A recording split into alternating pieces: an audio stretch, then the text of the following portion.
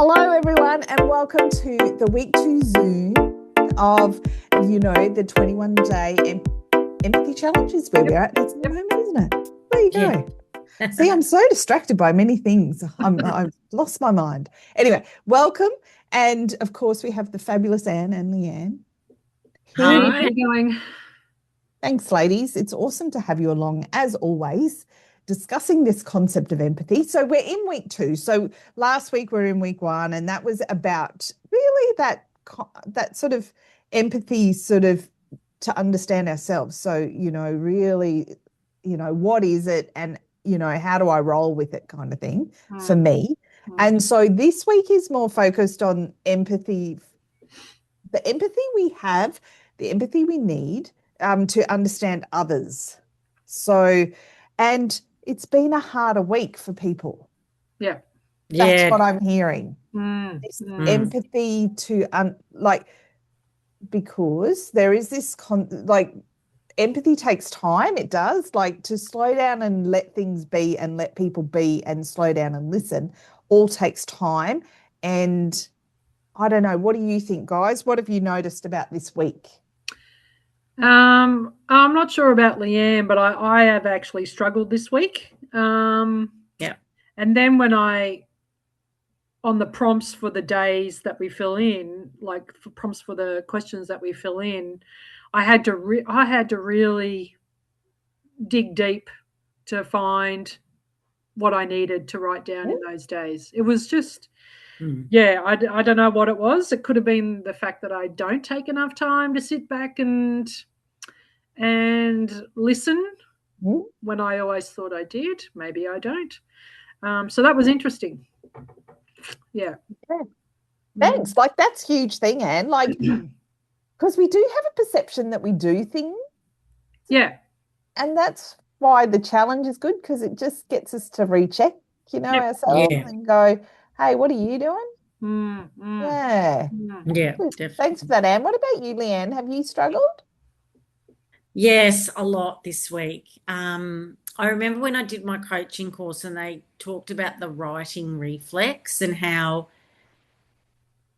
innately a lot of us just jump in, defend ourselves instead of getting curious, or we try and fix things. And I guess we were talking before about, is that just a habit of us as healthcare and education people, because people come to us for a solution. I mean, students expect that you've got the answer. Parents expect that you've got the answer. So for me, I really had to take a step back and think, I'm quite often not getting curious enough and not asking the questions enough. Yeah. So, and I think that's a really great point that you highlighted there, Leanne. Both of your professions, one is healthcare, one is education. So people are coming to you because they need guidance about health, or they need guidance about how to learn and be successful and with their knowledge. And so everybody is coming to you for that, and you do have the answers. This is the thing, you do have the answers. But where you will get the best connection and the best uptake of your advice and your solutions is to know that person and how best to integrate it with their way of being. And this is the hard work, is having the empathy, having that ability to slow down enough to see and sense how does that other person live? How does that other person exist? How does that other person be in their life? That my solution that I know you've come to me for, and you want to hear it. This is the thing. People want that solution. But we have to deliver it in a way that integrates best with their way of being so that it works for them. Yeah. Yeah. Now, that's the big ticket item that takes a lot of time. Yeah. And as we were talking about before we logged on today, was that's the problem, is that time factor, because we've got schedules, guys, in classes, in education, there's a lot of students. Yeah. So if we're doing a top-notch service and integrating everything into everybody's needs and wants, well, gosh, the system isn't built for that. Yeah. And then we've got in healthcare education a similar effect. Yeah. A lot of people coming in needing care every day and every moment and every way. I mean, it's a 24/7 service. It doesn't rest, right? And if we went that slow and really met people where they're at to integrate the solution into their world, wow, I wonder, would that take a long time? Yeah. I don't know. I don't truly know because I don't think we ever do it. But what do you think? I don't know. I don't think the government has enough money to pay us for that. Because it is. It would be mammoth, wouldn't it? To really meet a person nice. Where are you? Where do you live? What services do you have? Like, what is actually possible? Well, you're not going to be able to ever go to any of those appointments that I'm setting you. Okay, well, throw that out the window. You can't do that. All right, what else could we got here? And it's the same as, you, Leanne. Oh, well, no, this, you have no affinity for this thing that we're learning. So, okay, throw that out the window. You don't need to learn that. Let's learn this instead because that suits your learning style the best. So individualized learning programs to meet every individual learning style. Oh my gosh, that takes, yeah. And the thing is that the research says that one of the most important or fundamental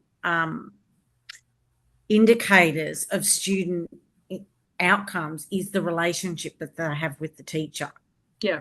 And so, but we tend to rush that side of it. And, because all these other competing priorities come on. And the thing is that relationships, good relationships and showing empathy and developing empathy, that actually takes a lot of time and a lot of skill and a lot of practice. So I'm thinking about this week twofold. I'm thinking about, okay, where do I jump in and fix rather than be curious, but also too, when I'm when I'm having a really difficult conversation, whether that's with a colleague or another staff member or a parent, again, where do I jump in and be defensive rather than go, hey, can you tell me what's going on? Like, I can hear in your voice that this is something that's really concerning you. Can you tell me more about that? Yeah. Whereas my natural my natural response is we tend to put our armor up and we're ready for the fight and we're ready to defend ourselves and all of that. But good relationships are built on when you can put your armor down and just say, let's have a proper chat about this. Yeah. It is harder, but in saying that, it's harder to have a proper chat with someone when you're also just generally a bit tired. Yeah. Think about it, like all the work you both do it's exhausting. Yeah. Consistently front-facing the people you service. So you're continually in front of patients, continually in front of children and families and stuff like that.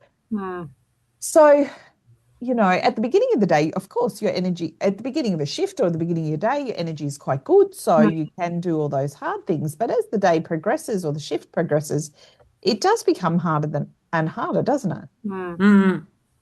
So there's also that other part of it, which we are hardwired. We've been built by our profession to fix and offer solutions. But we've also been built by our profession to care no matter what. But sometimes we put ourselves last, which then will get in the way of empathy as well. Yeah, exactly. And it's like we also work within a system. I mean, I'm at a government school, so I'm bound within the constraints of the system as well. Exactly. Yeah. And so here I am. I'm just being curious. I think we're all being curious right now. We haven't got a solution. No. Sorry, everyone, Yeah. for a solution and you're listening. But I guess we're sort of saying, how can we be curious with this and go, this is a lot of things that we're facing head on every day. Oh, what can we do with that? Mm-hmm. Yeah. I think, if I go back to some of my best principles were the ones that did show empathy. And I think that if you've got leaders within the school modeling this, and Ah, I know they are under a lot of pressure. Yeah. yeah. Oh, No doubt about it. But I think that if you know that if you've got leaders in the school who are modeling this, then I guess it just happens. It becomes like we call it the hidden curriculum. It just becomes by osmosis. That's the way we do things, Yeah. Yeah. Mm. Yeah. It's second nature. Yeah. Yeah. exactly. Yeah. So I guess it is that thing of being a healthy team then is really Yeah. going to be the thing that gets you over the line at the end of the Yeah. day. Yeah. Yeah, because if you all can look at each other at the end of a school day or the end of any shift if you're 24/7 shift workers, and you can look at each other at the end of the shift and go, oh, thanks everyone. Like we did it. We did another day. Like, Yeah. Yeah. like, or if someone does have a glitch in the day, like, a moment where they lose their mind a little bit, and by losing your mind a little bit, it just might mean that you don't have the capacity to listen properly. You miss a Mm. cue, you miss the client cue, because you're pre-lunch break or whatever. And then you come back and someone's had to fix something for you because it's something you missed. How can you be gentle with that? And just, and not point one, keep beating yourself up because you missed something, but also grateful that you've got this beautiful team around you that will step up and, and you'll do the same for Definitely. them down the track, Yeah, definitely. and you're not going to see them as like a bad person because they missed it. I missed a cue, Yeah. Mm. you just know Mm. that's what you do for each other because you're Yeah. a team. Mm.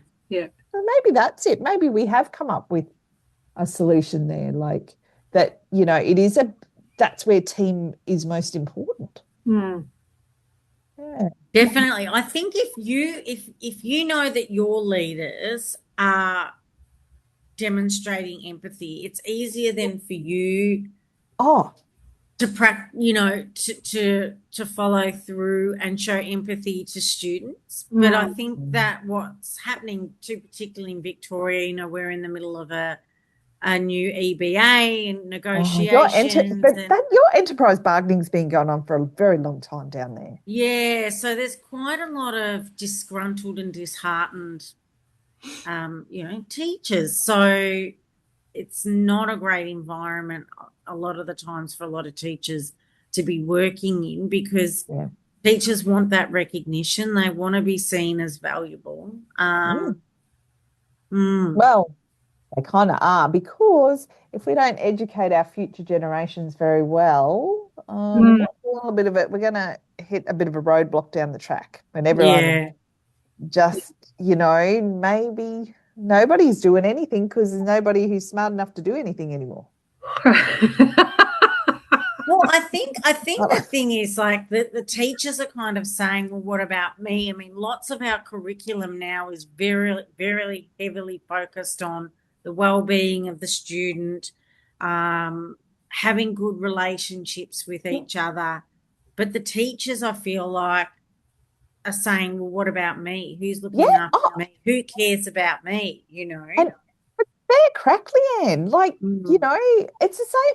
And it's identical a bit in health, isn't it, Anne? Where we're always, everything that happens in health is always about patient-focused care, family-focused care, trauma-informed care. It's all, and it's just like, it is that whole point of who's caring for the carer. Yeah. Who's caring for the educator, who's, like, and I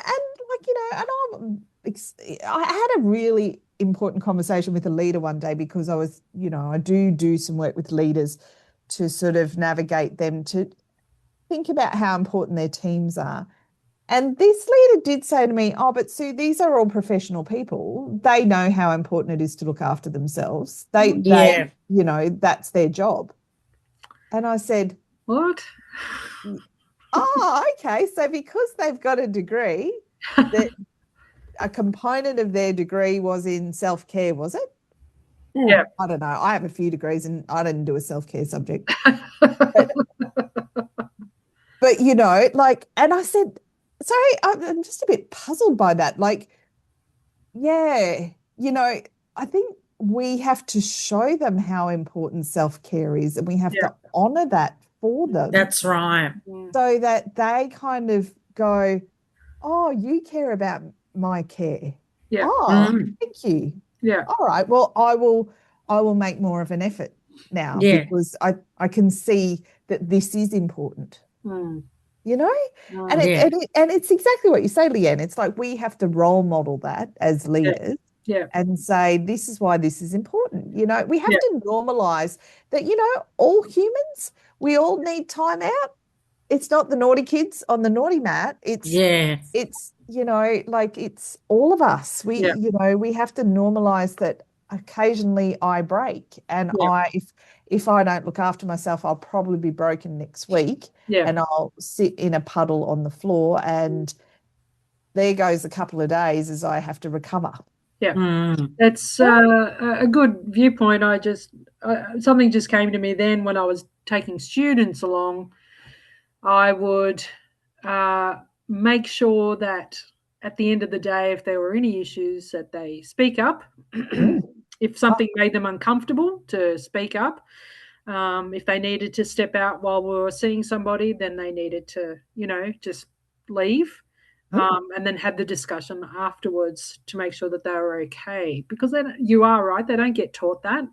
No, Universities don't give a crap. So, they aren't taught that. no. And if you don't have an empathetic leader, then they don't give a crap either. So, Yeah. So it is really important. And I know both Leanne and I work with students, like we're really focused on student care. yeah, So,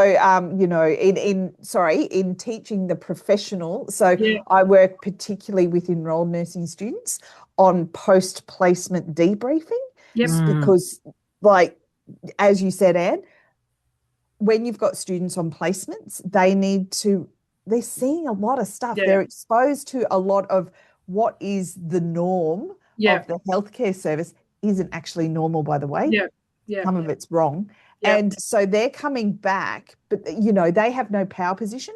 They yeah, can't say anything when they're yeah, out doing their placements, right? Because they're hopeful that yeah, they're going to be successful. And if they say anything, they fear retribution for the yeah, things that they're noticing. So Yeah.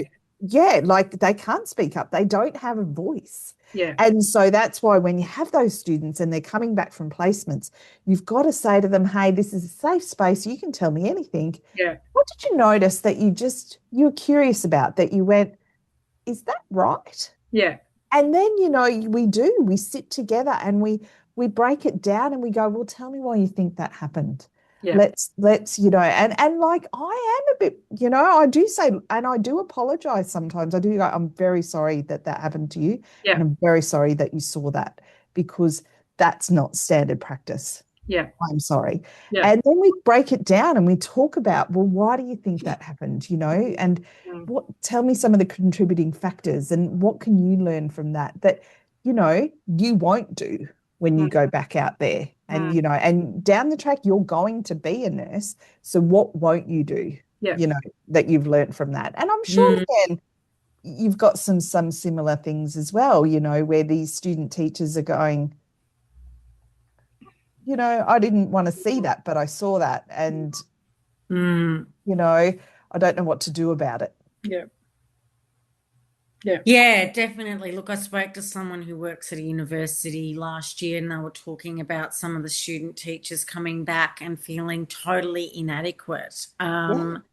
because, they're, I guess, the teachers that were kind of supervising them in the classroom were really nitpicking and really quite critical of where they were at and their skills. So I think it's about, being curious. There's a skill, though, as to how you get curious and what type of questions that you ask. Because with empathy, quite often, and I might be digressing here, but the natural thing with people to do is the whole reflective listening.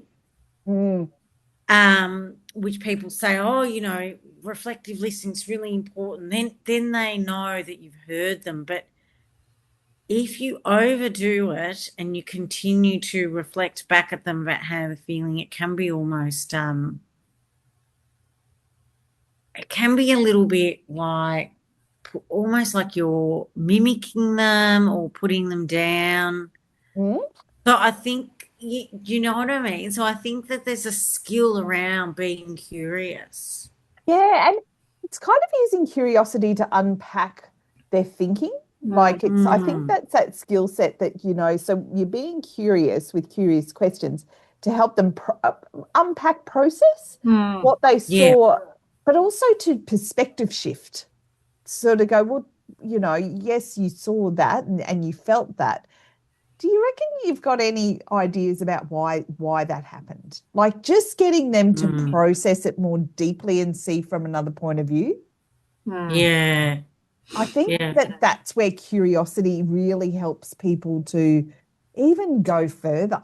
And it's almost like, when we look at other ways of breaking, when you look at situation and when you're breaking down sort of debriefing with people and you use that acronym of situation, so what you saw, then the behavior, what was the fact, what was exhibited, and what was the impact, and then you allow, and then you sort of just describe it and you're just saying what's happened, and then you kind of go, well, now can we add a layer of generous assumption here? Like, what can we assume was going on for these people? What do you reckon?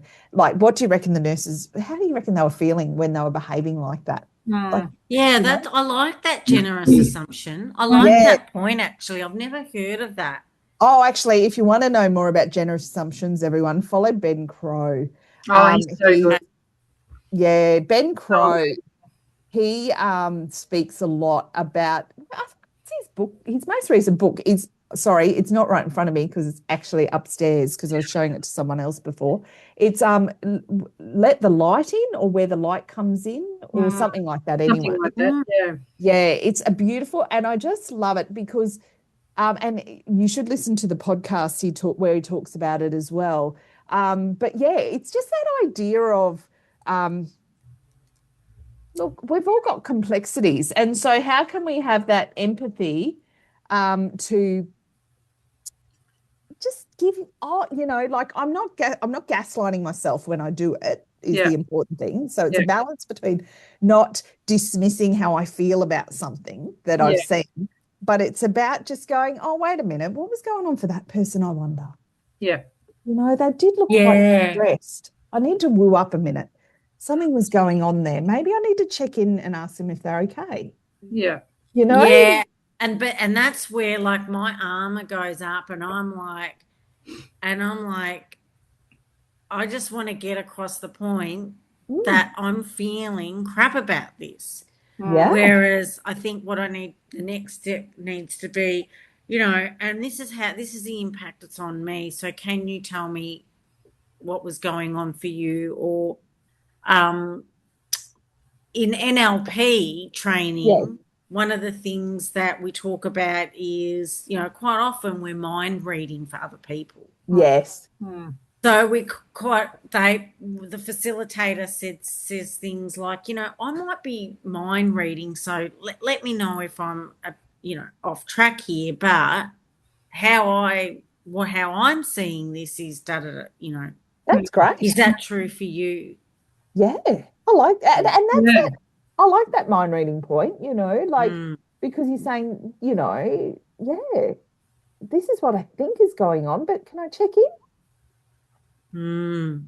Yeah. But being able to do that and model that, like that can change culture. Oh, and I think it makes people feel safe because Yes. if Yeah. you like, so, because if we all work together, right? And then, well, I know we often do, but sorry, if Imagine that. I know, wild. But if Anne hasn't like Anne sort of wanted me to do something, yeah, like you could come and say to me, oh, Sue, I wanted to tell you this, but then I don't know if you were listening. Can I just check in? And I'd be like, oh, I totally missed that. Yeah. Yeah. Do you know what I mean? Because you'd feel safe, you're safe enough to come and have those sorts of conversations. And I think that's what we need. That's where we need to go to, isn't it? Mm. Yeah. Isn't it interesting? I wonder how we could get there more often. What needs to shift in like our teams and our leaders for us to have more of that, do you think? I think I think you need to practice it. It's almost like Does take a bit of practice, doesn't it it? just takes practice. If you kind of have a safe conversation script, Yeah. not that it has to be scripted, and I know we don't want to have scripted conversations, but if you kind of practice it and practice it and practice it, and then it gets modeled and you're hearing it and you're doing it and you're seeing it, eventually people learn, eventually it becomes part of, well, this is how we interact here. Yeah. Is that something we should be? I'm not having a go at the education system, but sometimes I feel like the education system is missing that sort of stuff. Like rather than the ABCs and the 1, 2, 3s, we aren't giving them the basic human stuff. Like, does that make sense? And this is a great point, Anne, but the curriculums keep getting jammed up with so many initiatives all the time. Not only do you have to tick all the NAPLAN boxes and all of that stuff, we're now having to find that we're teaching, like there's a year 4 or 5 program coming out now that is teaching kids kindness, which is great. But why are we teaching kids kindness? Like, aren't they learning that at home anymore? I don't know. Like, are we missing those fundamental skills in our social, cultural community groups now? I don't know. Yeah. Something's missing. Yeah. In Victoria, we have a respectful relationships curriculum where we do talk about healthy and respectful for relationships. And we do provide those skills. But it's a little bit like, I feel like every time there's a problem in society, people can't save money. Oh, well, they need to learn that at school. We need to learn budgeting and spreadsheets in school. We need to teach them financial literacy. And now, we're teaching them, healthy relationships. And so yeah, it does get piled on quite a bit. And where does it all fit in? Where does it all fit in? I mean, kids only go to school for a certain amount of time per year, for a certain amount of hours. That's right. Like, we haven't got enough time. They'll have to stop having 6 to 8 weeks off at Christmas. Yeah, exactly. I think the big thing is really, schools are really pushing this whole values thing. So one of our school values at school I teach at is empathy. So I think they're starting to talk about the behaviours that go alongside the values. And one of the big things here in Victoria that they're starting to do in a lot of schools is take away the smartphones, take away the smartwatches, even, noise cancelling headphones, take away all of that. Because I think what happened is we got excited about the potential to use the smartphones in school for learning. But what it did was it took away from kids interacting with one another. Okay. Yeah. So, yeah. Yeah. I mean, you see that in adults. It's I was on shift the other day and It was an afternoon shift, so it was before dinner. And I went out to interact with some of the clients, and 6 of them in a row sitting on chairs, all with their heads down in their phones. And they're there to learn good life skills. Like, yeah, you're doing a great job. So, I mean, and these are adults that, well, some of them would have been adults that wouldn't have had smartphones growing up. So, yeah, you're still doing it. So, they've become good adopters. Yeah. Good. Yeah. Right. I know it's anyway, it's a tough one, and I don't think we've got all the solutions tonight, ladies. No. Sorry. No. We've had a good yarn about it, so thank you. No, thank you. But I guess so. The big ticket item for this week really has been empathy for others, and are we slowing down enough to really connect in with others, so that we're really listening to others, so people feel listened to.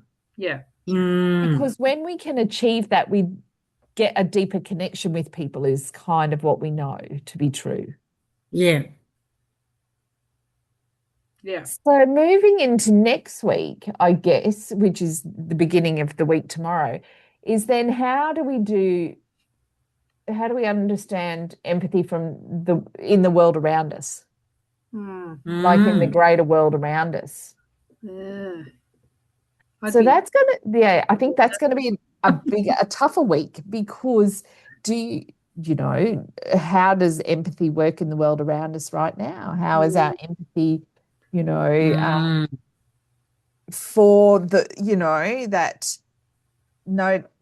like even in building boundaries, I mean, knowing that the world is exhausting at the moment, because it feels like there's a lot of pressure and there's a lot of negativity in it. So how do you put boundaries up so that you protect your empathy, so that you can hold enough empathy to offer it to others to connect? Great. Just when I'm not coping with this week, and throw me in the deep end with bricks on my feet. Awesome. Sorry about that. Love that. Oh no, I was just thinking that. So can I extend you further? I'm listening to you, Anne. So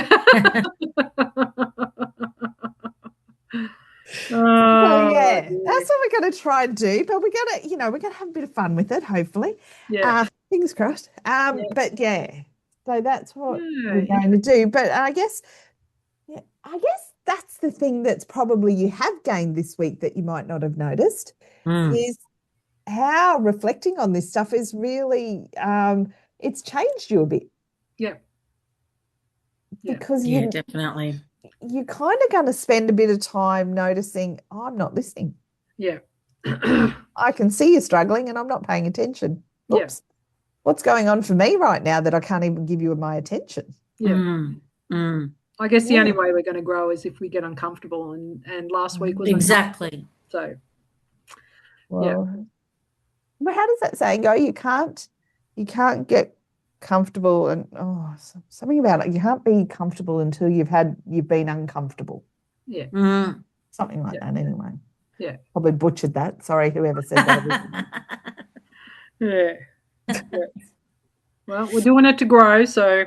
We are doing it to grow. And I guess that's actually another really good point, Anne. Everyone's making good points tonight, is that I wonder if we actually did this in a team. Hey, this is something for anyone who's listening. If you've got a team of people, if you're a leader and you're listening tonight and you've got a team of people around you, would you be willing to do this empathy program with all of your team? Us at Zestigans would offer it for free to just run in your team, because I'd love to just experiment with this on one team, to go the whole team, like I'm talking the whole kit and caboodle, like your principal, your deputy, all your teachers, the teacher aides, the admin staff, the whole kit and caboodle. Yeah. Or if it's in the healthcare system, a whole ward of people. We'll Yeah, send definitely. the daily email prompts out to you. We'll do the whole thing for you. But I would love to, because we always do our pre and post assessment, I'd love to know and study you for 21 days as a group to go, I wonder what would be different after 21 days if you all did this together. Yeah. Would we see that thing that you guys were just talking about of that modeling of empathy a little bit more? If we all truly understood what it was and how to do it. Yeah. Yeah. Interesting. There we go. Sorry, guys, I just signed you up for some work. So if someone takes us up on the offer, whoops, Right. you're going to have to get on that. Interesting. But I think what a great experiment for us to put out there. Then you'd have to find a leader. You'd like to think that your leader would be brave enough to take that on as well. Well, yeah, if you're the leader, you have to bring it into your team. So that's what I'm saying. Like, this is a great opportunity for someone to put their hand up and go, I pick my team. We're going to do this. Yeah. Yeah. All right. There's the challenge. We're setting a challenge within a challenge, guys. Very exciting day. Yeah.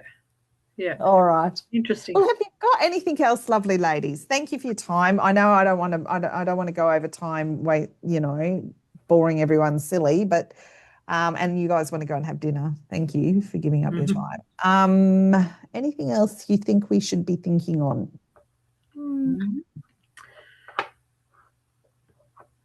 Just realize that no one's perfect. We are not. Don't stress about it too much. And I have to admit, I did stress a little bit about it. Oh, God. This was not copus. It was just not, I was not coping with it at all. So, but anyway. Good. But we're not perfect, are we? We're just always a work in progress, aren't we? Yeah, 100%. Yeah. Yeah. As I always, I have this note to remind myself of this because I often, this is my Post-it note I've just taken off my computer. Sorry. It sits on my computer. I just unpeeled it. And it says, it's not a race. You are not ahead. You are not behind. You are here. Enjoy it. Make the most of it. Because sometimes I'm always feeling I'm a little bit behind. So I have that there now to just go, nah, you're where you're meant to be right now. Yeah. Okay. Yeah, exactly. Yeah. Yeah. So I do that. So that's my word of wisdom for you all. You're welcome. Leanne, you got anything? Oh, I've just been reflecting on empathy just, with my partner. And so we decided today, because I'm really crap at it, that we need a code word. So we need a code word where, when I'm going into fix it mode, that brings me back to going, get curious. Yeah. Right. Yeah. And did you figure that out? The code word? Yeah. Oh, yeah. Oh, good. So you went that far. You figured it is. all out and everything. Yeah, so we had a discussion today and I went, yeah, look, I know, this is what I'm working on this week as part of the 21-day challenge and I'm doing shit at it. Yeah. And I know. So how, can you help me? You got to stop being Bob the Builder. Yeah. So, and that's where the safe conversations are about saying, hey, listen, I'm not feeling like you're showing much empathy here. Can we perhaps bring this conversation back a bit? Yeah. Exactly. Yeah. Yeah. So we got to. Yeah. Oh, good on you. See, I didn't even think that's actually, that's something that might help people listening too, to go. Let your armor down, Leanne. Yes. I'm impressed. Thank you. Well, there's another, we've actually come up with ideas here today, haven't we? Like, totally. Even though we were sort of like, we want to listen to everybody, we've actually come up with some solutions for ourselves that we found through the uncomfortable this week. Yeah. Definitely. Yeah. Well, thank you, wonderful people. Thank you. Yeah, that's amazing. You do great work. So thanks for coming along. Woohoo. Week 2's done. Get on to week 3. Hopefully not as challenging. I mean, the thing is we can't control the world, so that's kind of cool. but no, we can control how we respond to it. So that's, I guess, what we're looking at there. So thank you for a fabulous week, and we'll see you soon. Bye.